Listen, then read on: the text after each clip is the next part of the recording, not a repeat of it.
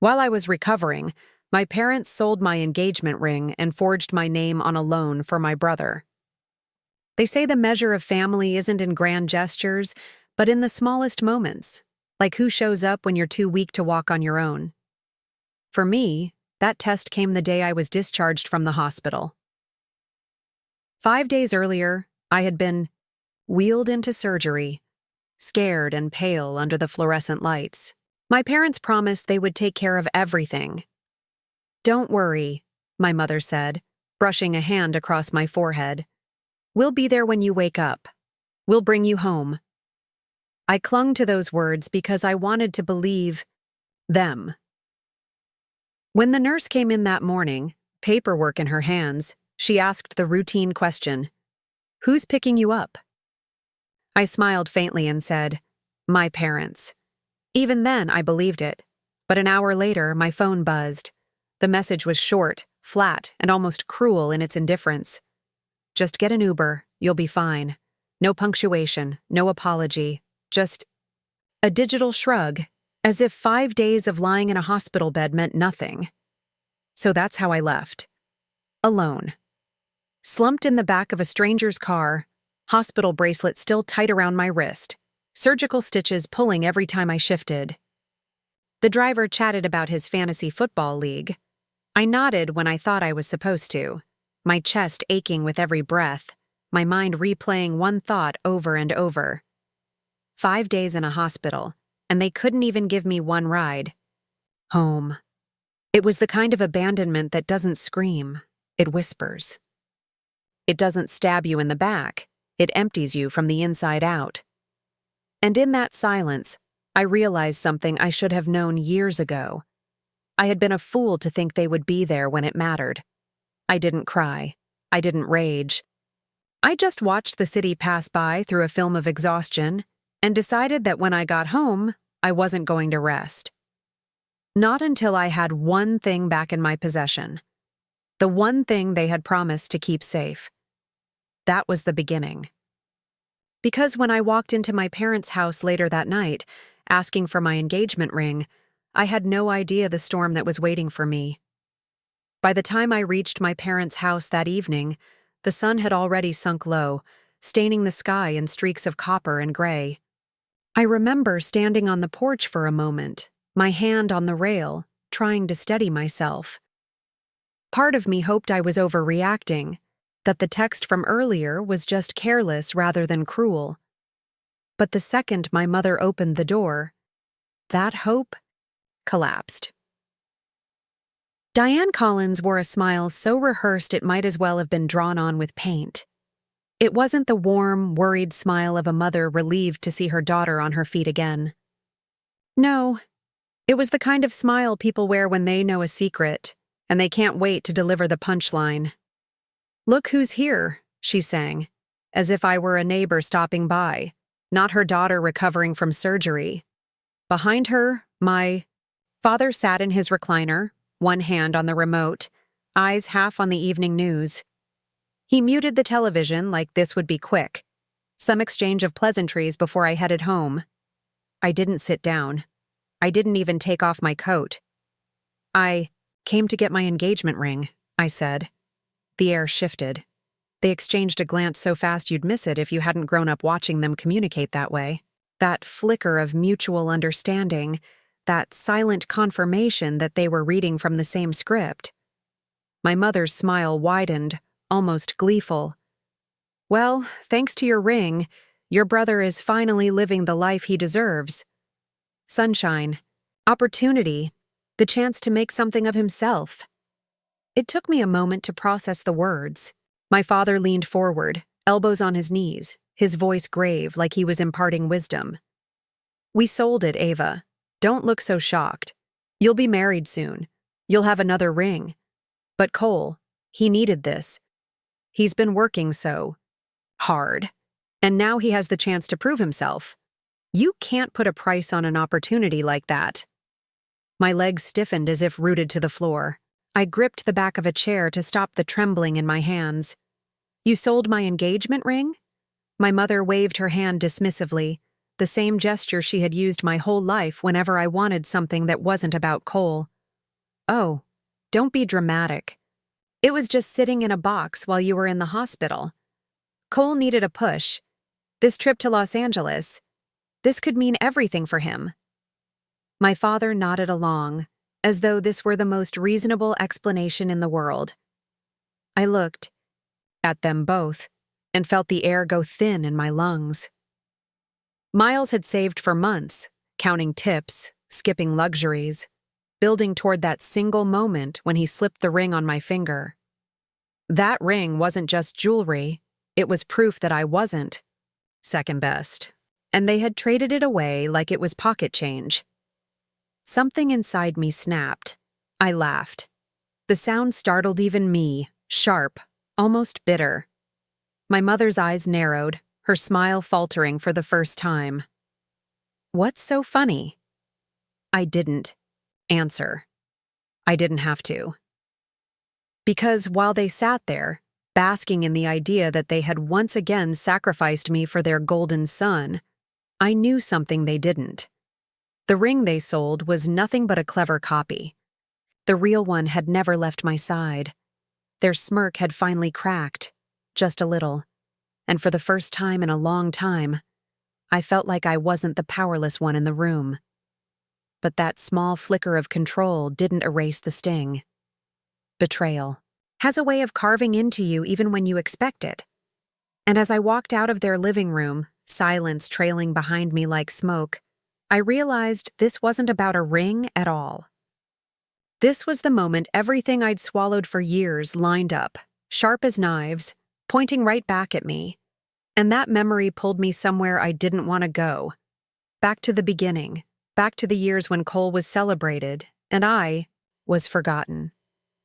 I wish I could tell you that moment in my parents' living room was the first time I'd ever been betrayed by them.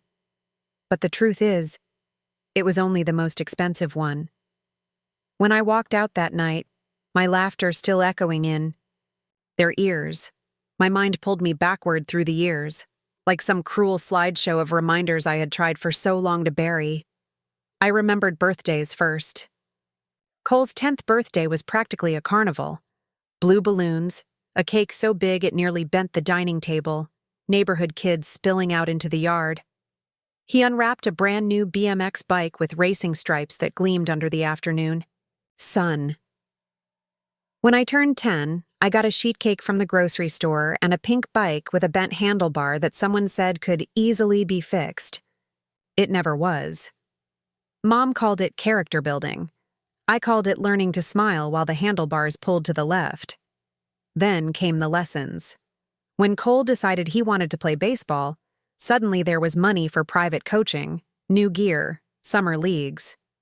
Every weekend they were in the bleachers, cheering until their throats went raw. When I begged for art classes just once, I was laughed out of the room. "Be realistic, Ava," they said. "Don't be silly." Holidays weren't much different. Cole's gifts were wrapped in shiny paper, things he had circled in catalogs weeks before. Mine were practical, recycled, or good enough. When I questioned it, when I pointed out the imbalance, I was met with the same dismissive line over and over. "Don't be dramatic." Those words carved themselves into me like stone. Eventually, I stopped asking. Even in school, the pattern followed me. Cole brought home average report cards and was praised for working so hard. I brought home straight A's, and the response was a nod. Maybe a reminder not to get cocky. Once when I won a district writing competition, my mother smiled politely, then changed the subject to Cole's new job at the car wash. The scales were never balanced, and they never pretended they were. The say, golden sun soaked in attention and affirmation, while I learned to live on scraps of acknowledgement. You don't notice how heavy it gets at first. But over time, it burrows deep until you half believe it yourself. And the worst part? I carried that belief into adulthood. Even after moving out, getting a steady job, building a life of my own, that quiet shadow followed me. Maybe I didn't deserve the best. Maybe I was supposed to be grateful for whatever was left over. which is why when Miles knelt in front of me with a velvet box, trembling but sure, sliding that ring onto my finger, my first instinct wasn't joy. It was guilt. I whispered, "This looks expensive. You shouldn't have." And he looked me dead in the eye, steady as always, and said, "You deserve it, Ava. You deserve the best." Those words landed harder than any gift, harder than any diamond. Because for the first time in my life, someone told me I wasn't second best. That's why the ring wasn't just a ring. And it's why what my parents had done was more than theft. It was erasure. But what they didn't know, what I hadn't told even Miles, was that I'd seen this coming. When Miles proposed, it didn't look like the glossy pictures you see in magazines. There was no champagne tower, no fireworks, no perfectly staged photographs. It was just the two of us, sitting cross-legged on the floor of our apartment, cartons of Chinese takeout spread between us, the glow of the TV casting shadows across the room. He reached into his pocket and pulled out a small velvet box. His hands shook so hard I thought he might drop it. For a second, he couldn't even get the words out. He just looked at me with this mix of terror and love, like my answer had the power to shape the rest of his life. When he finally opened the box, I couldn't breathe. The diamond wasn't enormous, but it sparkled in a way that made my chest ache. My first thought wasn't happiness. It was panic. "This looks expensive," I whispered. "You shouldn't have spent so much." Miles took my hand and slid the ring onto my finger. His voice steadied. "You deserve it, Ava. You deserve the best." I had to look away because I felt something in me break open. All my life I had been told not to be dramatic, not to expect too much, to accept what I was given and nothing more. And here was a man telling me the opposite, that I was worth the sacrifice, that I wasn't second place, that I didn't have to apologize for wanting something beautiful. That's why the ring mattered. It wasn't the price, or the sparkle, or even the proposal itself. It was proof. Proof that the version of me my parents had written, the background character, the afterthought, wasn't the truth. Proof that I was loved, valued, chosen. So, when my parents insisted on keeping it safe before my surgery, every alarm bell inside me rang. They said it so casually, like they were doing me a favor. "You can't wear that in the hospital, Ava. It might get lost. Let us hold on to it." My father nodded in agreement, adding, "We'll keep it safe." Safe. That word again. I should have refused. But refusing them was never simple. In my family, a boundary wasn't respected. It was treated as a challenge. If I'd said no, they would have argued, guilted, needled until I was too exhausted to fight. So I did something else. Instead, I smiled. I pretended to agree. But before I handed them anything, I had already swapped the real diamond for a perfect replica. I tucked the true ring away in a hiding place no one would ever think to look. I didn't tell Miles. I didn't tell anyone. Because it wasn't just about protecting the ring. It was about proving a point I had suspected all along. Given the chance, my parents would always choose Cole over me. Even if it meant stealing the one thing that symbolized love and commitment in my life. So when they sat there days later, smug and self-satisfied, bragging about how my ring had paid for Cole's new opportunity in Los Angeles, I laughed. Not because it was funny, but because I had been right. They thought they had won. They thought they had once again sacrificed me on the altar of their golden son. But the truth? The real ring had never left my side. Still, outsmarting them didn't erase the sting. Betrayal doesn't fade just because you planned for it. The cut still burns. And as I drove away from their house, gripping the steering wheel like it might steady the chaos inside me, I realized this wasn't just about jewelry. This had started years ago. Every birthday, every holiday, every moment Cole was lifted up while I was pushed down. And now, all those memories lined up in my mind like shadows. That night, I barely slept. I kept turning their words over, the way my mother smirked, the way my father justified. I knew them well enough to know this wasn't finished. They weren't going to sit quietly with their choice. And I was right, because when the phone rang at midnight and I saw their names flash across the screen again and again, I understood. The real story wasn't the theft. It was what happened when they realized the ring they sold wasn't what they thought it was. The first call came just after midnight. My phone buzzed across the nightstand, the glow of the screen cutting through, the dark. I let it ring, then it buzzed again, and again. By the fifth call, the vibration sounded like a wasp trapped in glass. I sat up in bed, my chest still tender from surgery, staring at the screen. Mom, then Dad, then a number I didn't recognize but knew belonged to them anyway. 10 calls in less than 20 minutes. Curiosity is a cruel thing. I answered. Ava. My mother's voice was sharp, brittle, like she'd been pacing the floor for hours. What did you do? I leaned back against the headboard, staring at the ceiling. Good evening to you too. Don't play games, she snapped. Her breath hit the phone like static. They said the ring is fake. In the background, I could hear my father, voice raised, demanding answers. Is Miles's ring fake? Did he trick you? I closed my eyes and pinched the bridge of my nose. No, the real ring is fine. Then what is this? My mother demanded. What did you give us? How could you humiliate us like this? Humiliate them. That word almost made me laugh. They weren't angry about stealing something that didn't belong to them. They were angry because their scheme had backfired. I gave you exactly what I meant to give you, I said, my tone calm, almost polite. You chose to sell something that wasn't yours.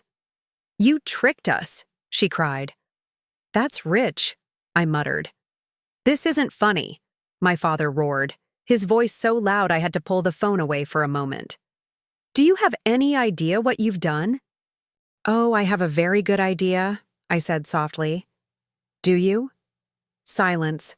The kind that tells you the other person knows you're right but can't bring themselves to admit it. Then came the shift. My parents were masters of rewriting history, of twisting every story to put themselves in the role of victim, and they lunged straight for it now. You set us up, Mom said, her voice trembling. Why would you do this to your own family? I let out a dry laugh. Set you up? You begged me to hand it over. You didn't borrow it. You sold it. That's theft, Mom. Being family doesn't get you off the hook. Don't twist this. Around! Dad barked. I pictured him red-faced in his recliner, gripping the armrest like a steering wheel he couldn't control. Between the accusations came the pleas. You have to help us, Mom said, her tone breaking. This is serious. We can't fix it without you. You should have thought of that before selling what wasn't yours. He needed this, she shouted suddenly, her voice cracking. And there it was. The sun they all orbited around. Coal. He needed it, I repeated quietly. More than I needed my engagement ring. More than Miles needed his sacrifice respected. He's your brother, she insisted, as though that word still carried meaning. And I'm your daughter, I said, my voice steady. Funny how that never counted. The silence that followed wasn't guilt. It was shock that I had dared to say it out loud. Dad tried again, his voice dropping into something he probably thought sounded reasonable. Listen, it's done. We can't change that, but you can help us fix it. I stared at the ceiling, at the shadows creeping across the plaster. You don't even hear yourselves, do you? You stole from me, lied to me, spent it, and now you want me to clean it up. Because we're family, Mom cried. Exactly, I said flatly. And that's why I knew I couldn't trust you. Her breath caught like I'd slapped her. Good. They kept shouting, alternating between accusations and begging, their words, bleeding together until it was just noise. I stayed silent. Silence was more powerful than anything I could say. Finally, I cut in softly. This is where I hang up. I clicked the call dead and sat in the dark, phone buzzing again in my hand, as their names lit up the screen. For once, I wasn't the one scrambling to fix their mess. The weight wasn't on my shoulders anymore. It was on theirs. And as the buzzing finally died down, I realized something chilling. Their panic tonight wasn't the end of this.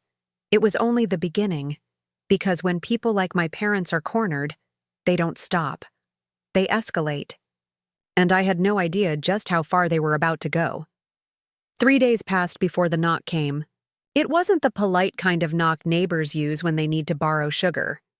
It was frantic, uneven, the sound of someone trying to hold back panic with their fists. The kind of knock that makes your stomach drop before your mind catches up. I already knew who it was. I felt it in my bones before I even moved toward the door. When I opened it, my mother stood on the porch, her face pale beneath too much foundation, mascara streaked like rivers from tears she hadn't bothered to fix. My father hovered just behind her, jaw tight, eyes darting like a man looking for exits. And then there was Cole.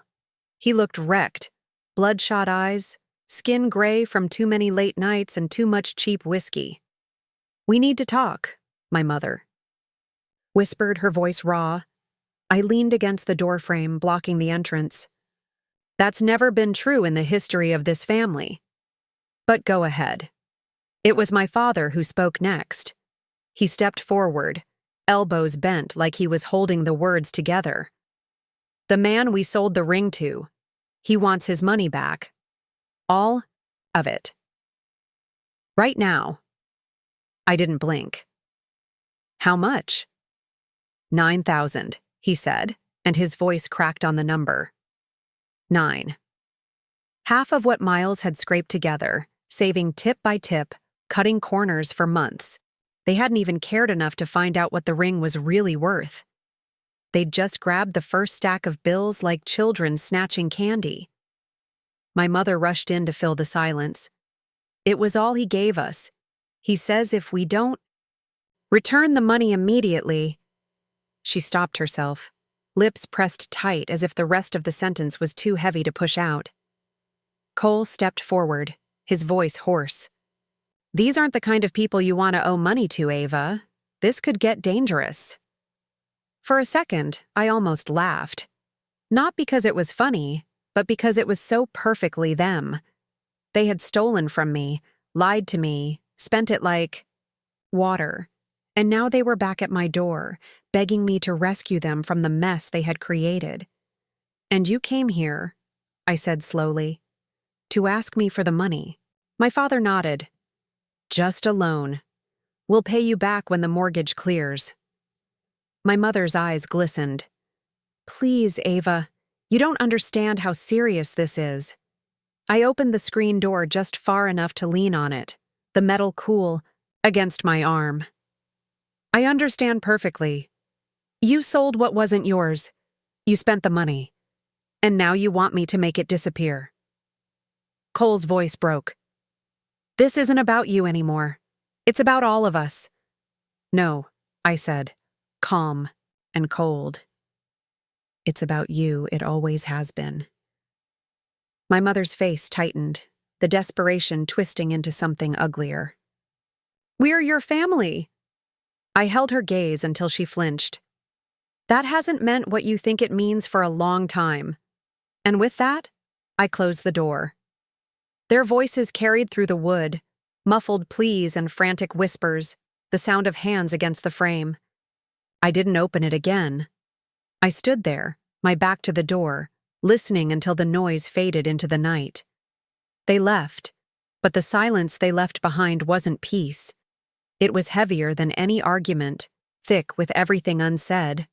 I should have felt victorious, shutting them out. But part of me knew the truth. People like my parents don't just vanish when you tell them no. They regroup. They plot. They come back. And they did. Because by the next morning, the fallout had already begun, and this time, it was public. The first sign that things were unraveling didn't come from my parents. It came from my cousin Jenna. She sent me a screenshot late one evening, no caption, no explanation, just a photo of my parents' front yard. A crooked white sign stabbed into the grass like a blade. For sale. I stared at it for a long time, the glow of the screen burning into my eyes. That house had been their pride, their fortress, the stage where every family holiday had played out with Cole at the center. Seeing it marked for sale felt almost unreal, like watching a monument crumble in slow motion. But it didn't stop there. Neighbors began to whisper. One asked another why the Collins family was suddenly meeting with realtors at odd hours. Someone spotted movers hauling furniture through the front door, lamps and chairs bundled like corpses. And, as always, whispers turned into stories, stories into gossip, gossip into pity. Soon the news traveled beyond the neighborhood. At Sunday service, a woman from my mother's church approached me with a too-sweet smile. "We're keeping your parents in our prayers," she said, her voice laced with judgment. "Such a shame, losing the house after all those years." I didn't respond, but I could see it in her eyes. She didn't believe it was just bad luck. She believed something darker, and for once she was right. In the extended family, the storm hit even harder. Group chats lit up. Cousins who had once sung praises about my parents now traded theories about what had gone wrong. Some wondered if Victor had gambled. Others whispered about Cole's debts, his drinking, his endless need for money. Nobody guessed the truth yet, that they had sold their own daughter's engagement ring to bankroll his weekend of glory. The irony was bitter. For years, I had been the scapegoat, accused of being ungrateful, dramatic, selfish. Now, without me lifting a finger, their own actions were writing them into the role of villains, and everyone was watching. I could have spoken up. I could have sent a message, dropped the truth into the gossip mill like gasoline on a fire. But I didn't. Not yet. Because I knew the worst wasn't over. I knew they would come to me again, desperate, frantic, clawing for a way out. And when they did, the truth would cut deeper than any rumor ever could. Parallel to their collapse, my life was moving in the opposite direction. On my wedding day, I walked down the aisle in a dress that actually felt like mine. Miles stood, waiting, steady as ever, the kind of man who never wavered. The real ring sparkled on my hand as he took my fingers in his, and for the first time in years, I didn't feel the weight of absence. My parents' seats at the ceremony were empty, and I didn't feel loss. I felt relief. But that relief didn't last. Because when people like my parents lose everything, they don't quietly accept it. They look for someone to blame. And in their eyes, that someone was me. By the time I was 8 months pregnant, swollen and exhausted, the messages started again. By the time a year had passed, my parents' fall from grace was complete.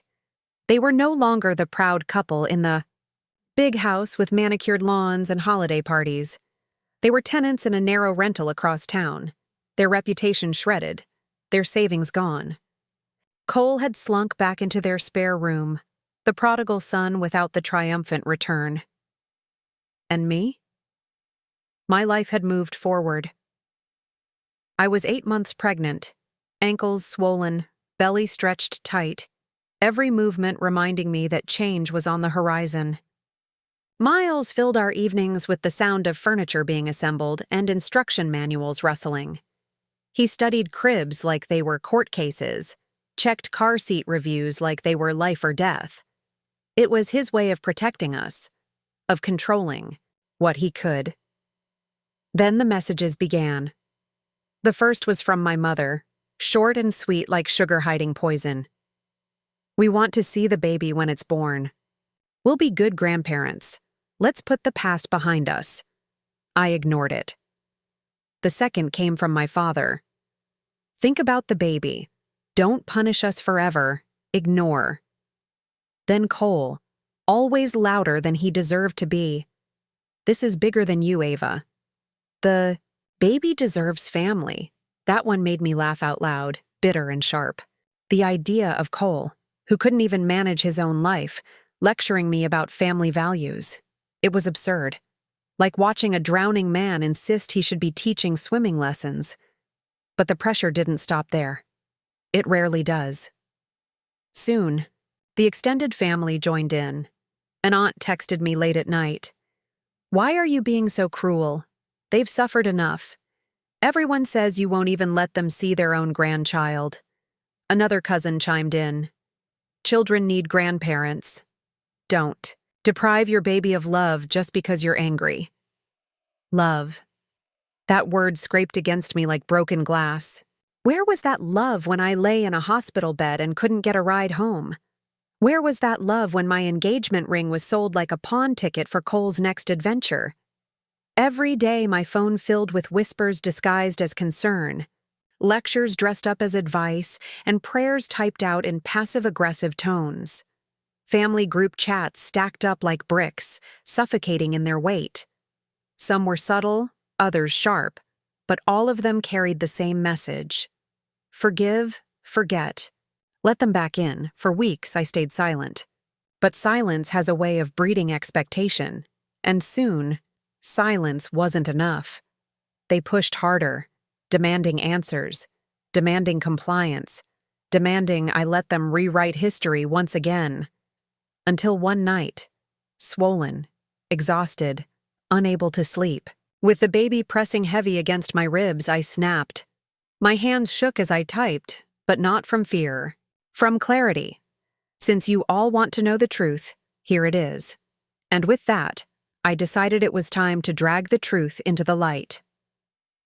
When I finally pressed send, the room felt quieter than it had all night. My phone screen glowed in the dark, the words staring back at me like a verdict. While I was in the hospital, my parents sold my engagement ring to fund Cole's trip to Los Angeles. They took $9,000 from a shady buyer, spent it, and when the appraisal revealed it was fake, they maxed out cards and took payday loans to cover the debt. That's why they lost the house. That's why they live in a rental now. They didn't lose everything because of me. They did it to themselves. The message hung there for a breath. Then the flood began. A cousin was the first to respond. "Wait. What?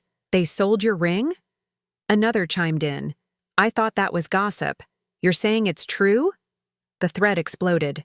Question marks, exclamation points, emojis stacking one after the other like debris in a rushing river.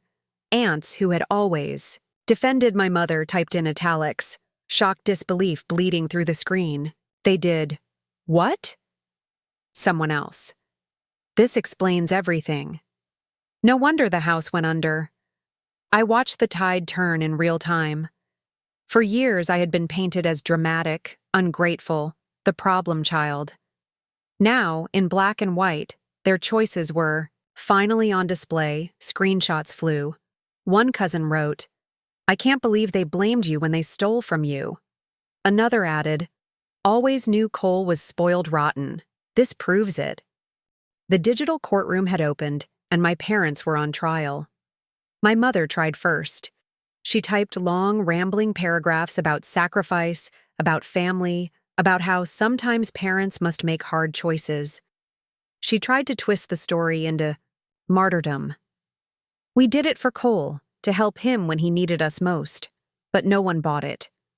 One aunt fired back, "You don't sacrifice one child's future for another's weekend trip. That's not parenting. That's theft."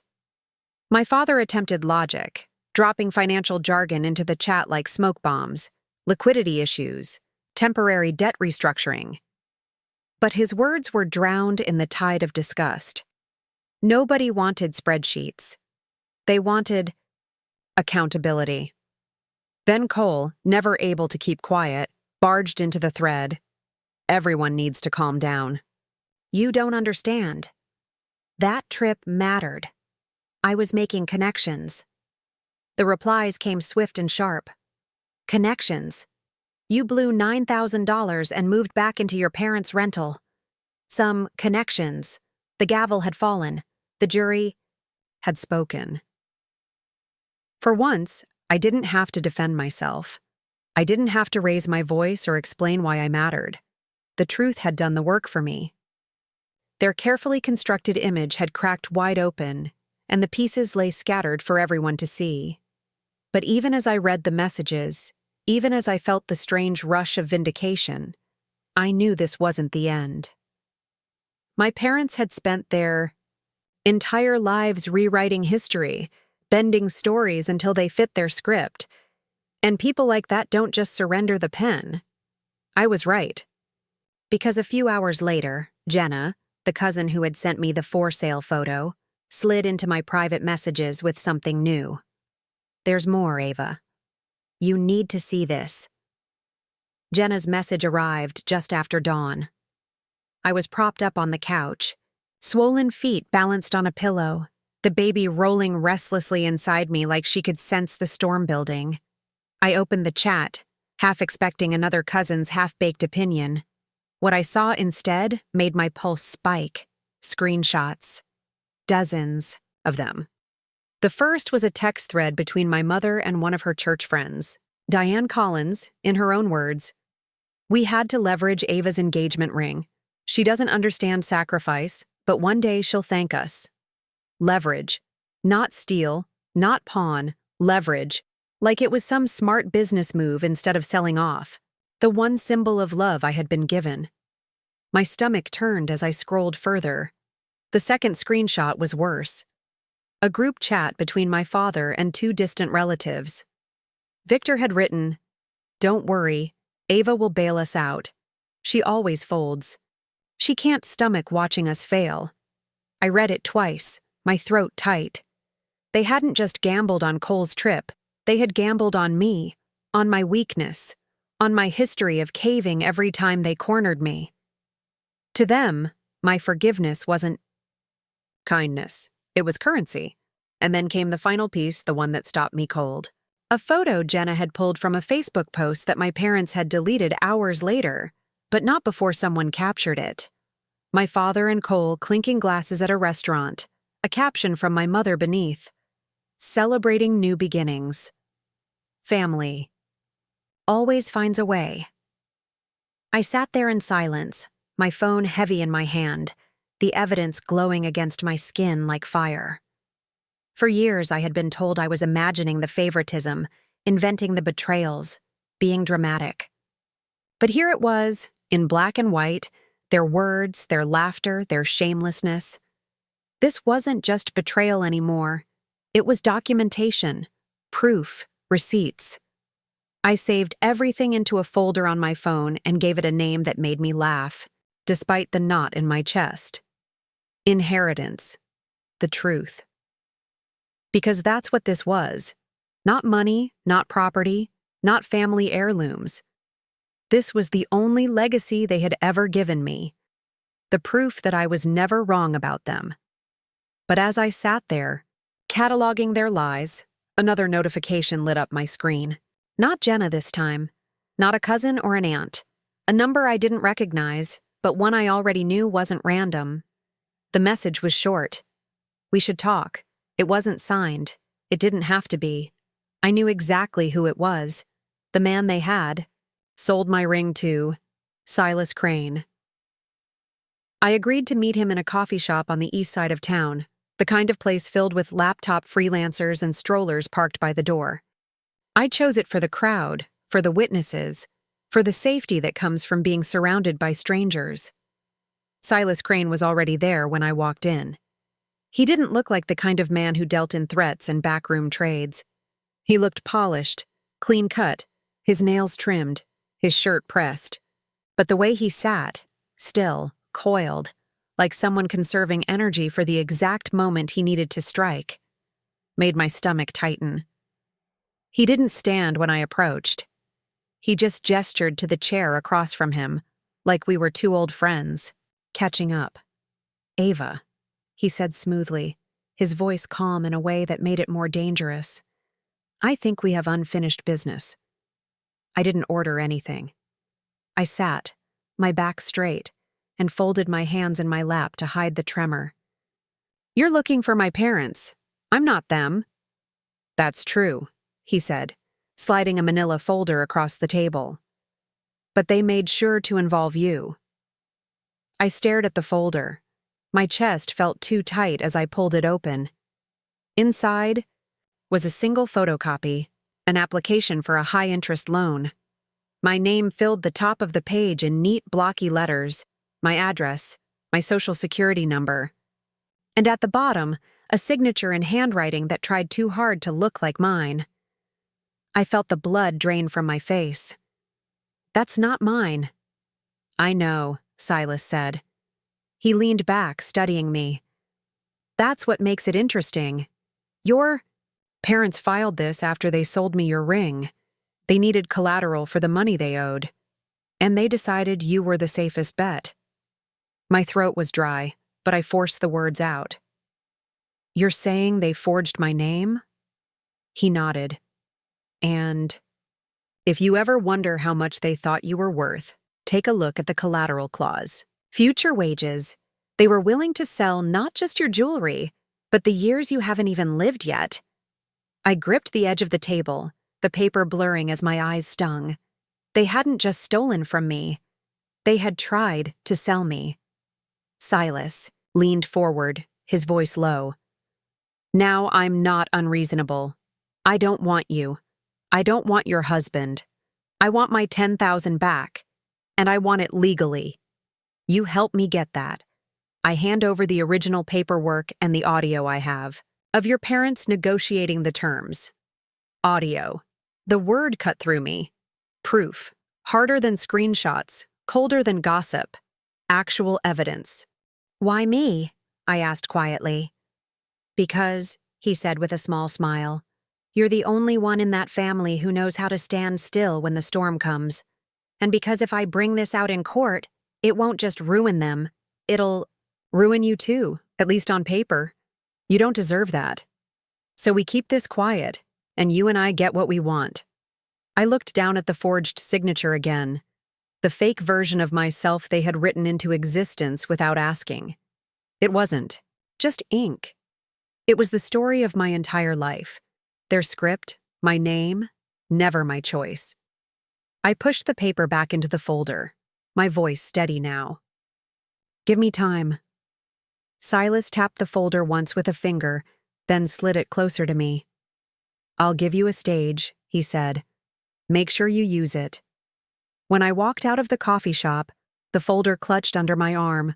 The morning air felt sharper, heavier. The truth was no longer just whispered in family chats or buried in receipts. It had weight, legal weight. And with it came something my parents had never wanted me to have: leverage, and I knew exactly where to use it. I chose my battlefield carefully. Not a lawyer's office, not a courthouse. My Aunt Lorraine's living room, neutral ground, or at least neutral enough. It was the place where the family now gathered for holidays after my parents lost the house. I knew if I called for a peace talk there, everyone would come. My parents wouldn't dare refuse. When I arrived, the room was already crowded. Cousins sat on the sofa, arms crossed, whispering behind their hands. Aunts lined the wall like a jury waiting to be called. Even Jenna was there, her phone already in her hand, ready. Miles stood behind me, steady and silent, his presence a shield. My parents entered last. My mother clutched her purse like it contained her salvation. My father's face was tight, controlled, but his eyes kept scanning the room, calculating. Cole slouched in behind them, looking hungover, defensive, a storm in human form. We sat in a circle. The silence was thick enough to taste. I placed my phone on the coffee table, screen up. "Today," I said, my voice calm, "we stop rewriting history." My mother started first, tears springing too quickly to her eyes. "Ava, sweetheart, this has gone too far. We're here to apologize for misunderstandings." I cut her off. "Not misunderstandings. Choices." My father tried a different tack, his tone low and reasonable. "Ava, we know mistakes were made. But dragging this into the open only makes it worse. Let's settle this privately. Privately, I repeated. Like when you forged my name on a loan application? The room shifted. Whispers rippled through the circle. My mother stiffened. My father's jaw clenched. Cole barked, "That's a lie." I leaned forward, tapping my phone once. A voice filled the room. Smooth, steady, undeniable. Silas Crane's. Recording of my parents discussing the forged application, their voices sharp with calculation. My father's words rang out like a gavel. "She'll never find out. She always folds." Gasps erupted. My Aunt Lorraine covered her mouth. A cousin muttered, "Oh my God."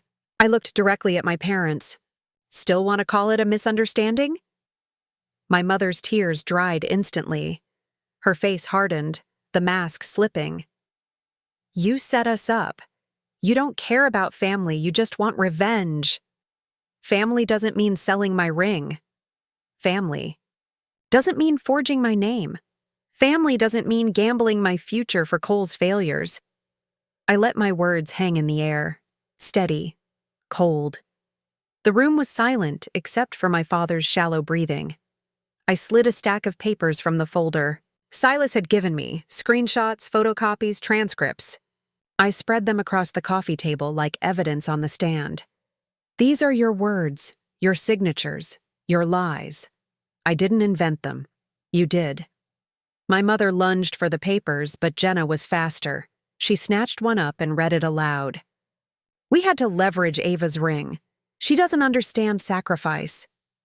She looked up, disgust plain on her face. "Leverage?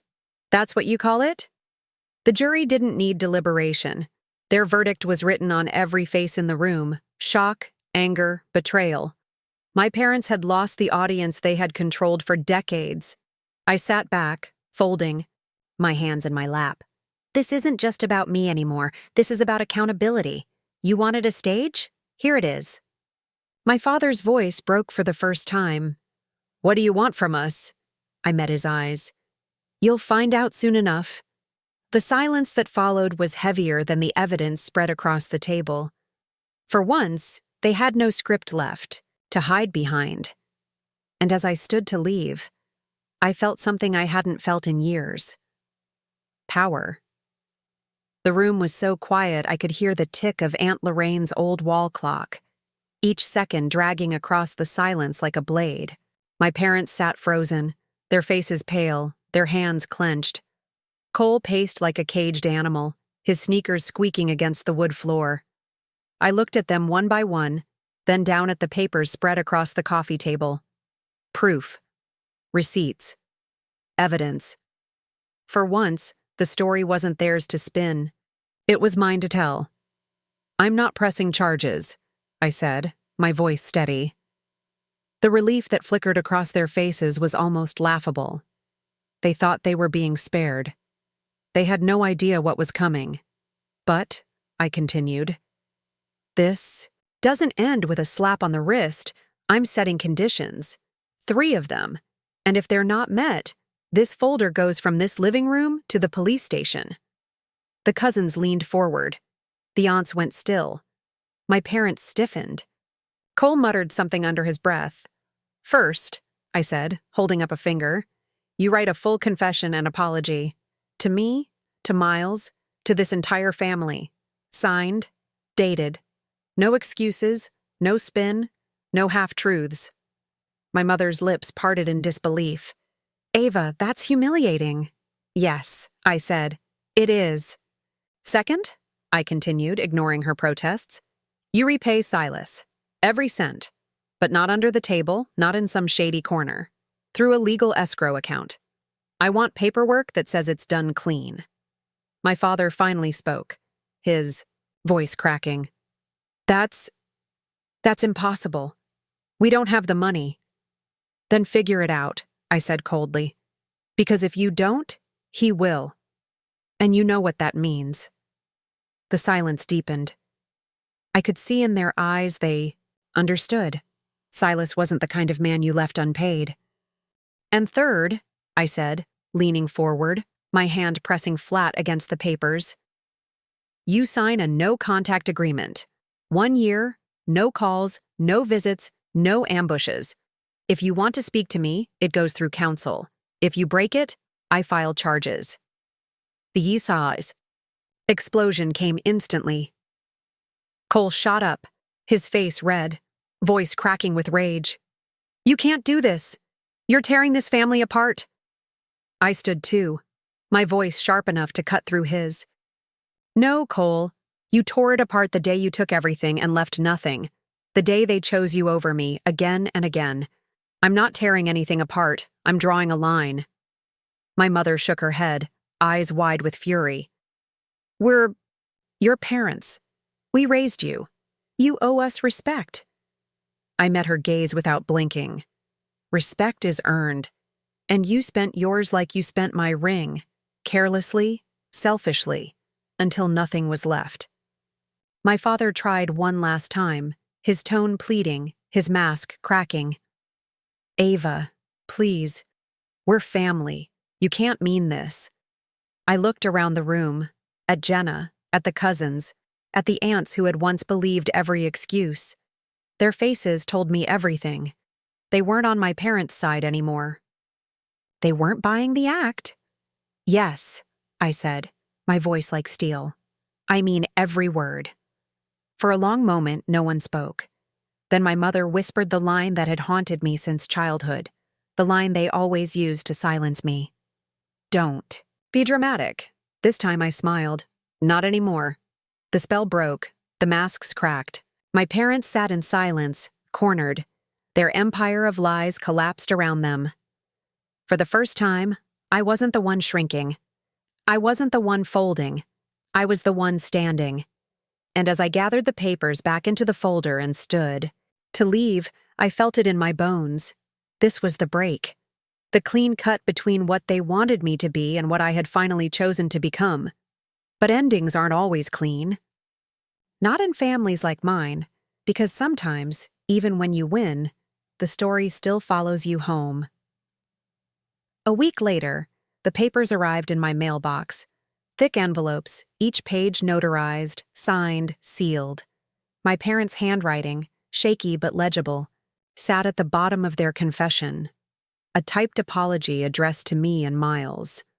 Words that had cost them nothing but their pride, yet felt heavier than any fortune they had squandered. The escrow transfer cleared 2 days after that. Silas kept his word. A single text lit my screen late at night. Done. One word, nothing more. No threats, no strings. He was out of my life as abruptly as he had entered, and then came the final piece. The no-contact agreement. A legal line drawn, in black and white, stating they couldn't call, couldn't visit, couldn't demand. For the first time in my life, silence was mine by right, not by chance.